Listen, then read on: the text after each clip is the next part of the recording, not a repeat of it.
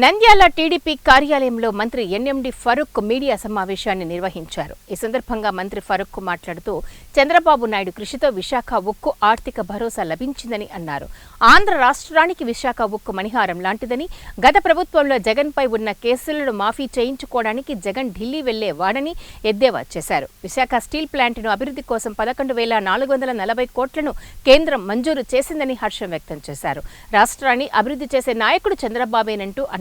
ఈ పరిస్థితుల్లో ఈ స్థితిలో ప్రజలకు ఏదైతే వాగ్దానం చేశారో స్టీల్ ఫ్యాక్టరీని కాపాడతామని చెప్పి అది ఈ రోజు ఉక్కు ఫ్యాక్టరీని కాపాడడం వల్లనే ప్రజల్లో విశ్వాసం కలిగింది.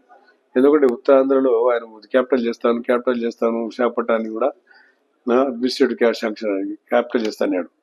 అటువంటి తరంలో ఇండస్ట్రియల్ ఏరియా అది బ్రహ్మాండంగా డెవలప్ అయ్యే ఏరియా ఆంధ్ర రాష్ట్రంలో ఉండేది. ఈ రోజు డెవలప్ కావడానికి ముఖ్య కారణం అది.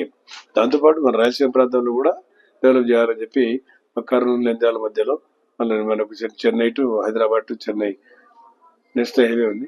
దాన్ని కూడా ఇండస్ట్రియల్ ఏరియా చేయాలని చెప్పి ఇప్పుడు ఎన్నో ఇండస్ట్రీస్ రావడం జరుగుతున్నాయి. ఇటు కర్నూలు ప్రాంతం, ఇటు నంద్యాల ప్రాంతం, రెండు ప్రాంతాలు కూడా ఈరోజు జాబ్ క్రియేషన్ అంటే దాదాపు చాలా మంది ఉపాధి కలిగే అవకాశం కలుగుతా ఉంది.